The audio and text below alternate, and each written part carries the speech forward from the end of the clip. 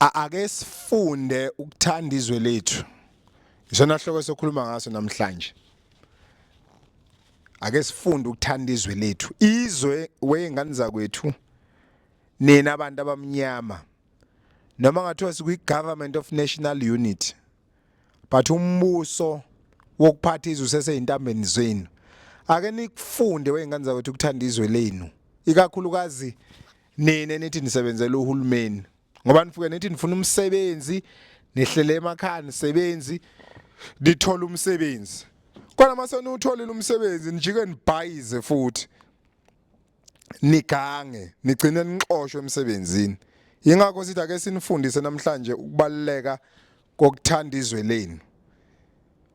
Uyabo? Ngoba makuthiwa uye esikoleni, uyahamba esikoleni primary, uye high school, uze uye tertiary. Ayikho isession la ufundiswa khona ngento ekuthiwa ipatriotism, ngokuthanda nje izwe lakho nangokubaleka kokuthanda izwe lakho. Asifundisiwe le nto leyo. Ingakho iningi lethu lilose kanje empilweni. Uthola umuntu uyasebenza ucorrupt. Lento yokuba corrupt ingozi lana ke. Ngoba uyaboshwa. Before uboshwe uyasuspend emsebenzini. Yabo? Iminyanga eminingi nale unit ekuthiwa counter corruption. Uthothi uganga nje usiyazi ukuthi uyaganga. Kunabantu bako crime intelligence abakulandelayo. Kunamahawks akulandelayo. Nala ngaphakathi ku counter corruption unit ubhizi usebenzisana nazo zonke lezi inhlaka lezi uthi kubanjwe wena. Why uthola ukuthi mhlambe ngaba ukho corrupt kube ufundisiwe ngokubaluleka kokuthanda izwe lakho. Uthothi omunye umuntu mhlambe useze waboshwa uzothi sesejele kuyimayibuye lomqondo wokuthi yazi ube ngangifundisiwe ukuthanda izwe lami mhlawumbe ngaba ngiyenza ngale nonsense ade ngiyibhizi nayo ngiyenza. Into ebhlungu ke nansi before sidlule kwislide esilandelayo. Uyabona labantu ekuthiwa zikhulu zethu. Andiyangidida lento enzeka kanjani. Labantu esibavotela ekuthiwa zikhulu zethu mhlawumbe sike sizwe phela mhlawumbe emsakazweni nako TV mhlawumbe ungqongqoshe ekhuluma, mhlawumbe uminister thizeni ekhuluma, mhlawumbe usopolitiki thizeni ngisho amakhansela. Uzwe umuntu ethi ekufundisa ngokubaleka kokuenjoy democracy. Twizwe likhululekile, ungaligxobi ilungelo lomunye umuntu, nama foreign agcwele ezweni lethu kumele siwathande, siwamukele, okay, siwamukele nje kube ngathi we are brothers and sisters. Ukhona lo baba lo akuyeni baba ubhuti umfowethu lo Malema, Julius Malema wenhlangano yakhe EFF nawo ke shethi uzovula imingcele kungene nanombani la lokhuzaneni eSouth Africa ukuthi ungene kanjani uphuma kanjani into engenamsebenzi walutho. Mhlambe nabanye ke beze besho bethi no umuntu nje ovela kwelinye izwe mthande uyafana no brother wakho to a point ukuthi into othi uyayikhuluma kuyenzeka mhlawumbe uthi khona umuntu okulalele njengoba ngikhuluma nje. Uthi kunesiduphuka ngisho kanje angathi umuntu isiduphuka esikulalele esizothi mangabe ukhuluma izinto radical angisho kanje noma ma u radical ukhuluma into ngoba injalo bese kucwaninga inkulumo ade uyikhuluma bese kuthiwa inenhlese yokucwasa abantu bokufika mhlawumbe umise umsebenzini mhlawumbe uxoshwe uma benebhathi ugcina uboshiwe. Uyabo ngoba kulelizwe kufuna sithande wonke umuntu simamukele ezizwe sekhaya. Mhlambe iyona nto eyenza sigcina sinenqwabe ama foreign abhuza la eSouth Africa nathi mase xa kwempilo bafunde futhi ukuyikhandela ukudla kwabo ukuthi kuzobulala abantu lana abanamsebenzi walutho naleyo nto leyo ngoba abantu bakulelizwe bakhululekile ba enjoy freedom. Wonke umuntu okhona kufuna bamamukele njengo brother njengo sister. Thanda ungawunika umqondo kithi ngoba abanye bethu bagcina beyengwa yibo labantu bokufika ukuthi gcine kwenzeka ini icorruption ngoba mawuthi uyabheka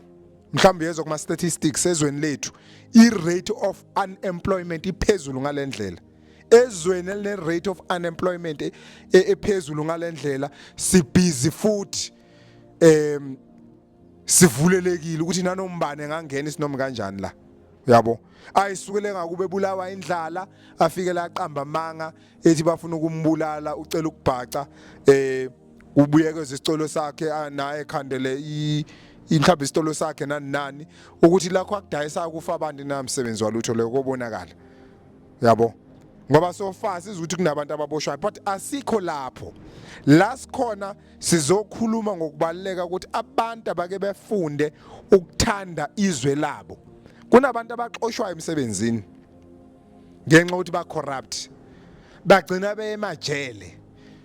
once waxoshwa emsebenzini ingane zakhe ayisena future usuzobulawa indlala angikhuluma indaba ukuthi uyejele nomfazi uzohamba uyogana enye indoda ahambe nezingane zakho izingane zakho iphile kanzima isidingo singekho that is why sithe namhlanje siqhamuka nesihloko esithi bantu bakithi abamnyama nekini kufunde ukuthanda izwe lenu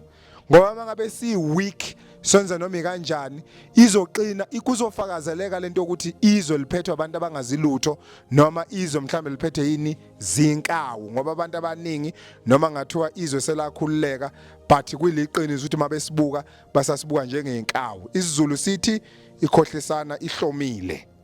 sisho njalo nje isiZulu ikhohlisana ihlomile noma singahleka senze ngathi siyezwana kodwa kunabantu abangawuthanda umbuso wethu nababelievayo ukuthi izinto zonakele kanjena nje ngoba izwe liphethe zinkawu asifundiswanga ukuthanda izwe lethu but kunento ezincane sifuna ukuyithinta ngani zakwethu baleke ngalendlela mhlambe mawusebenzisa kahulumeni siyacela ukuthi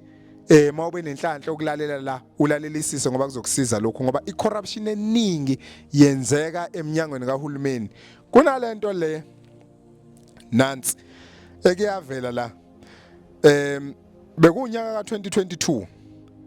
kunensizwa la yasePakistan igama layo kuthiwa uAhmed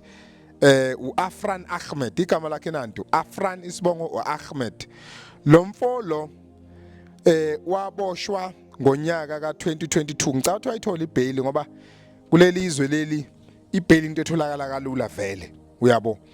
anginayisho kodwa ngicabanga ukuthi waboshwa lo mfowethu akuyena mfowethu lo ngonyaka ka2022 iPakistan izwe mozothi alibheka mhlambe kwi-map of the world lise Asia lakhelene nanti ilo leli lakhelene namazwe afana no-Afghanistan o-Iran no-India iPakistan most abantu basePakistan bala eSouth Africa most yabo and kuliqiniso sisazonivezela mhlambe kwamanye ama presentation esizowenza sinichazele ngobugebengu obuchwepheshe uyabo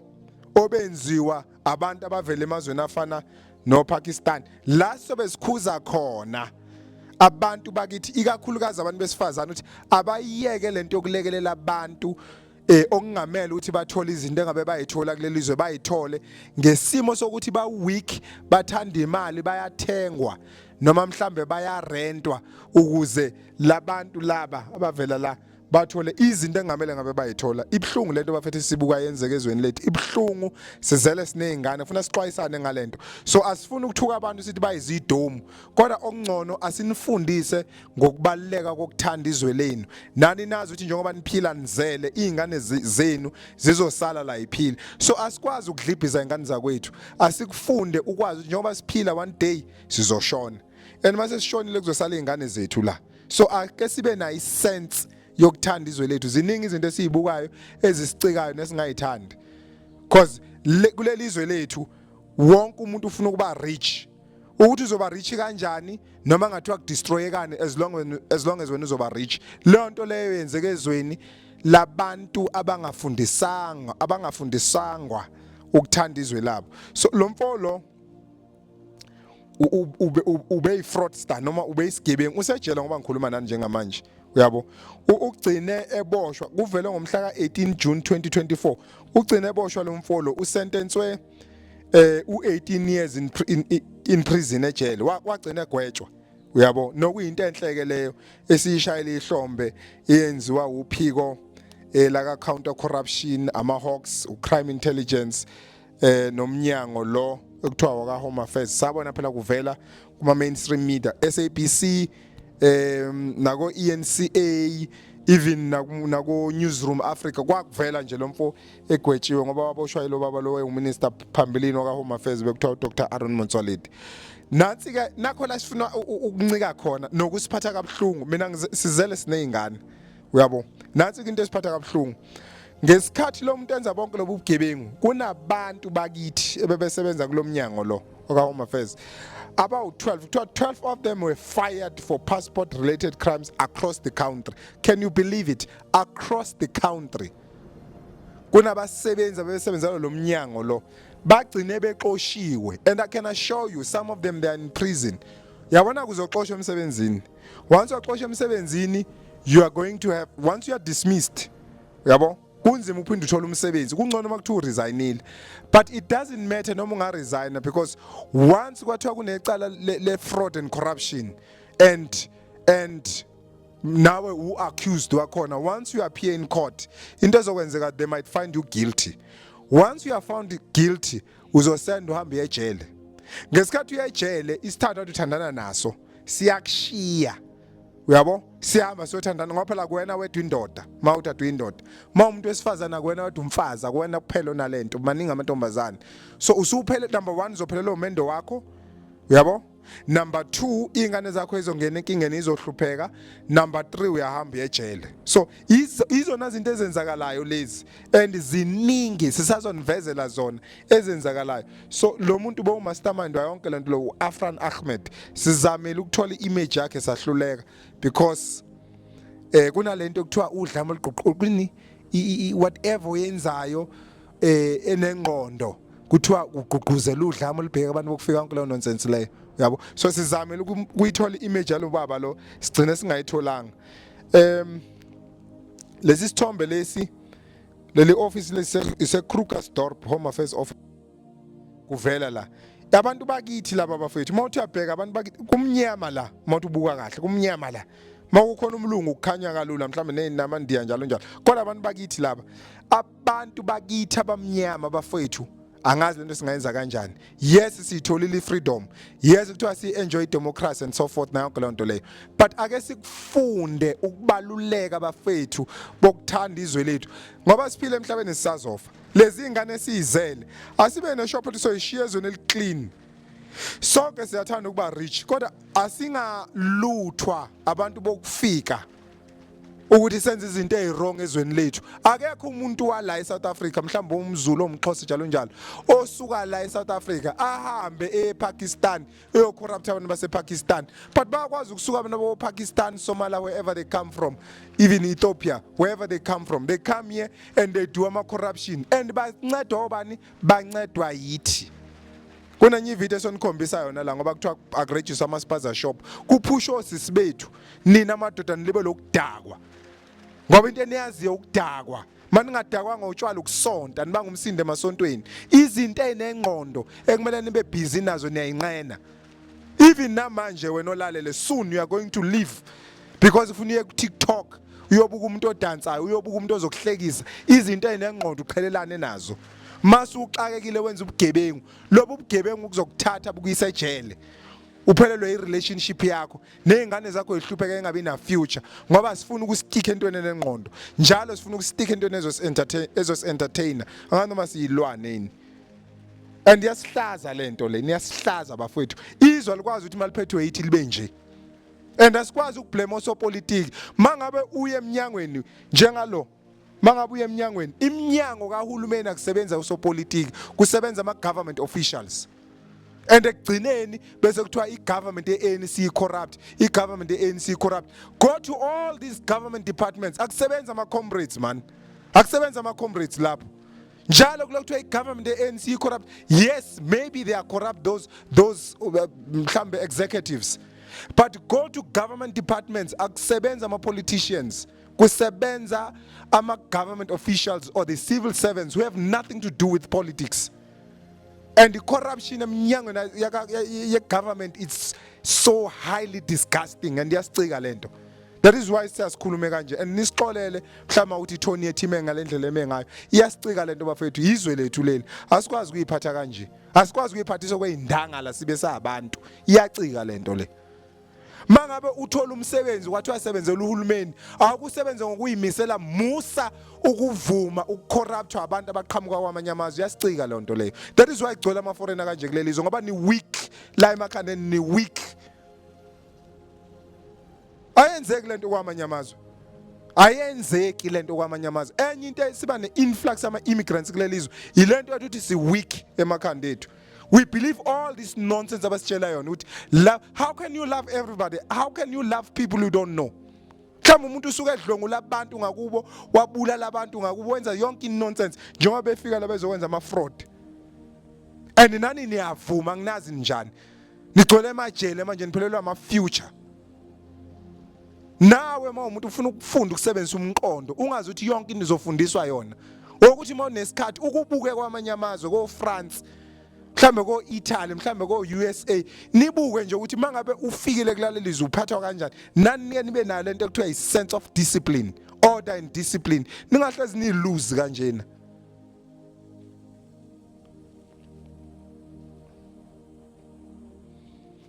Nansi into ebiyenzeka lo Afran Ahmed lapha kune office ekuthiwa ise-Krugersdorp ubekwazi ukubhayizisa abantu ngemali up to 45,000 lo baba lo watrapwa ngoba sisho ukuthi ushala umnyaka most nami la engangisebenza khona before bikhona i-unit ka-counter corruption ekuyiyona esebenzisana nama-Hawks no crime intelligence uyabo. Watrapwa lo baba waboshwa ngo-March 2022 uyabo. And ngesikhathi makuchaza lo baba lo owayekhulumela umnyango leso sikhathi uthi ngesikhathi lo muntu lo kusesh lo muntu ovele ePakistan singaluthi lo muntu lo leli foreigner levele ePakistan ngesikhathi kusesha umuzi wakhe wathole nenqwabe yama passport uyabona okwangamele etholakala emzini wakhe watholakala enenqwabe yama passport ubengena angazi lezi dubhunga zakithi zivuma usuka umuntu sizonikhombisa ukuthi mawusuka ePakistan uze South Africa i-distance engakanani. Mawuse Banoyini you sit 12 hours 30 minutes before ufike 12. Can you imagine 12 hours 30 minutes kwi-plane uhambe ePakistan kusuka ingane lepha umuntu le Pakistan uzobhayizisa nina la nigcine nihambe nemajele nje yena kanandaba vele mhlawumbe umgulukudu vele osukwele ngakubo nakhona uba ufuna ngobugulukudu bathi mawufika la bathi bafuna ukumbulala kanti uyazi ukuthi ngoba ezobhacala uzokwenza ubugebengu uyazi ukuthi vele nina ngqondo izwe leni nanilithande anifundiswanga lona ukuthanda izwe leni nafundiswa uthandana idemocracy nidanse nabantu eningabazi gcine nofele emajele labantu abanitshela ukuthi dansana nabantu eningabazi basho ukuthi ba happy ngokuthi niboshiwe kodwa even a single day lanitshelwa khona ukuthi yizwe leni leli musana ukuvuma inonsense ezweni lenu noma thina babona osopolitiki ke mhlambe ba corrupt banjani akusho ukuthi nani banini corrupt. Ngesikhathi usign uZ83 uthi ufuna ukusebenza ka Department of mhlambe Trade and Industry mhlambe ufuna ukusebenza whatever department osebenza kuyona njengayo leya ka Home Affairs ngoba kubonakala la wawuthe uyoserva uyokwenza lento oyenza hlukanani nokwenza ubugebengu man nize nofele emajele niqhashaza abantu bokufika ezweni leni yasicika thina lento le 45,000 kubribe abantu uthi ucabanga ukuthi lo muntu mekwazi ukubribe ngo45,000 yena ubenza malini la sekuyaphelwa ingane zakwethu la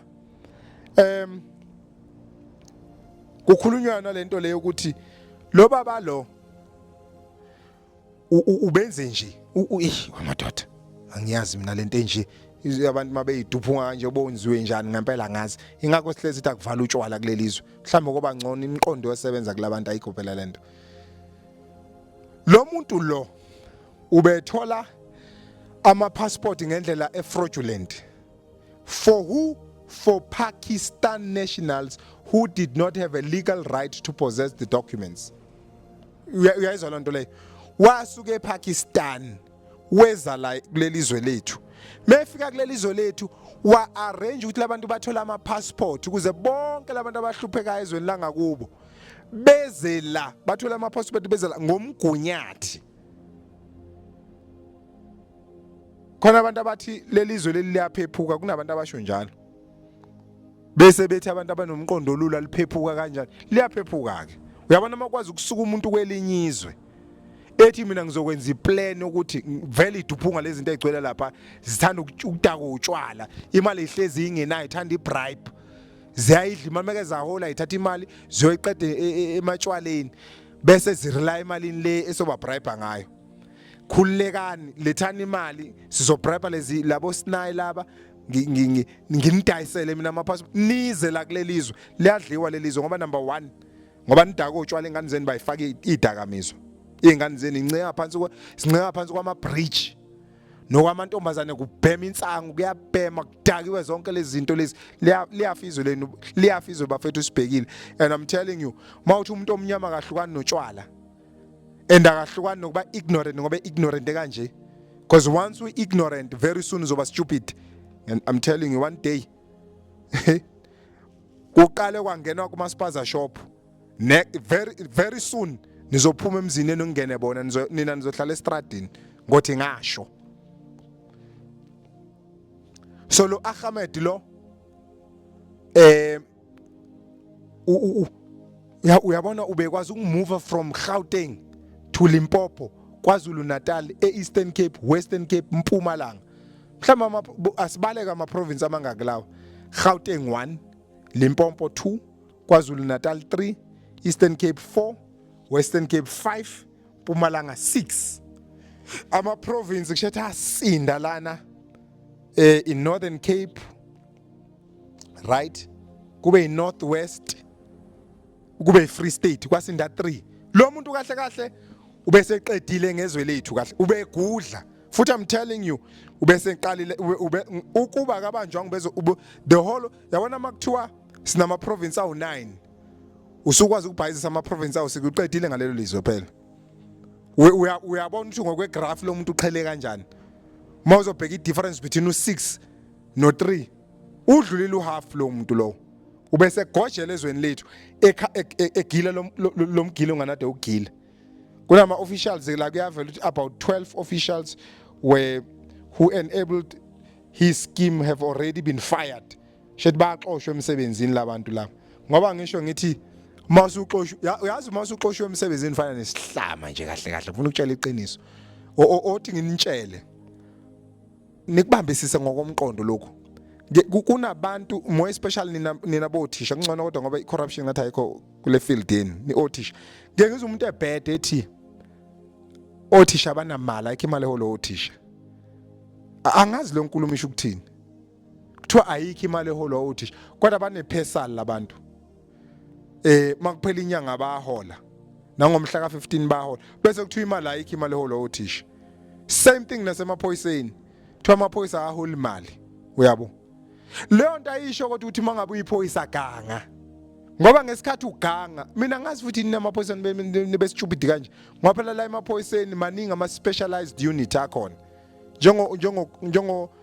njengo crime intelligence umsebenzi wawo ukubuka ukuthi niyagangani wena uzoxoshwa emsebenzini khona ngisho ama hawks uyabo ngokulalela lezi duphunga enhlana zematshwaleni zithi imali ayikho bese nina nibona ukuthi le mali isupplementeni ngokuthi nintshontshe buka bafethu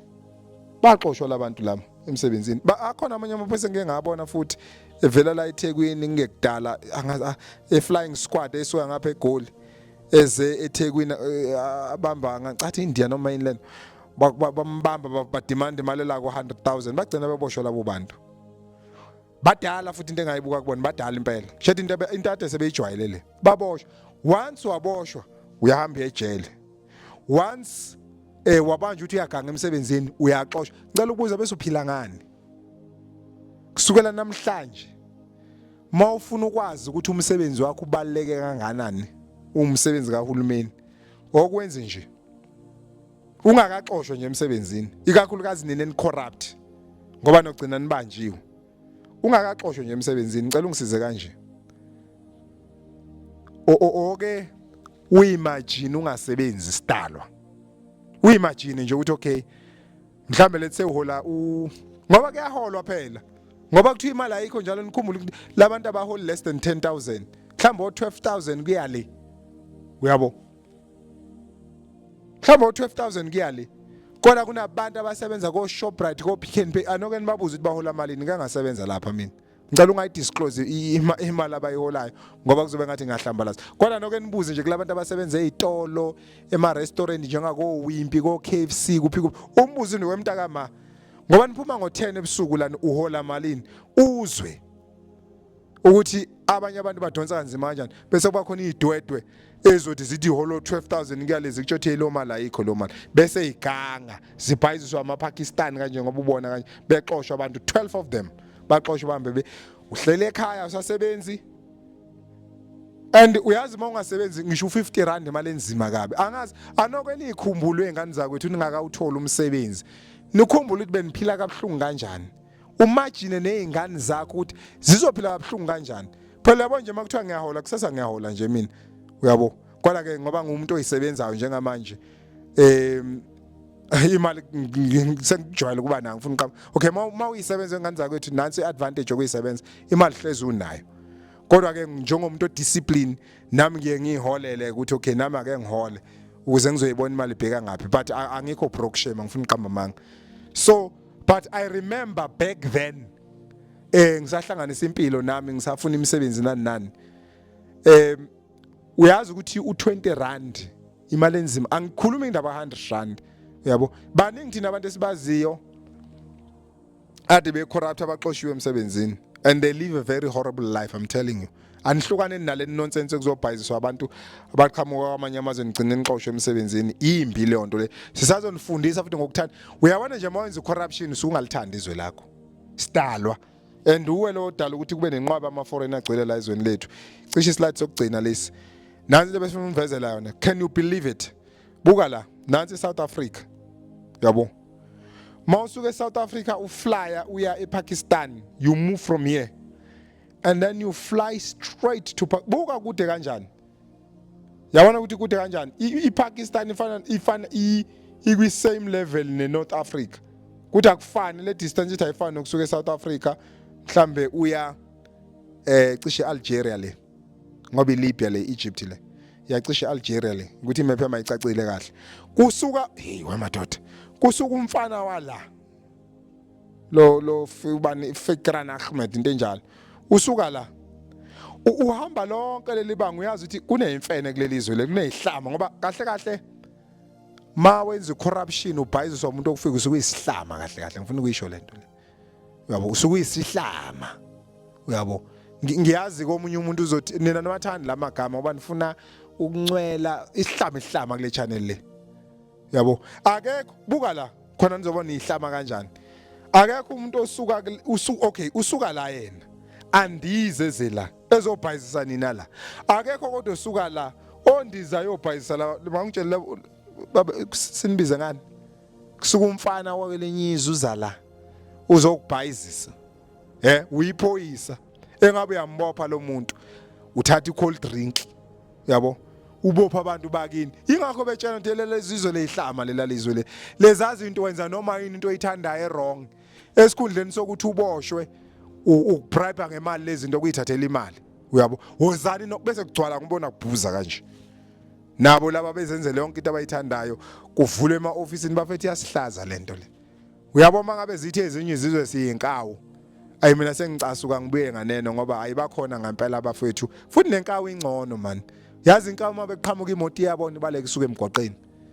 nini izwe lenu nidayisa ngezwe siseza kini nabantu besifazane sizonitshela ukuthi izwe lethu nidayisa kalula kanjani ngalo kune video nje sonifakela yona mhlambe kwi next presentation njengoba kuthiwa kubhaliswe ilokunjana yini lento le ipaza shop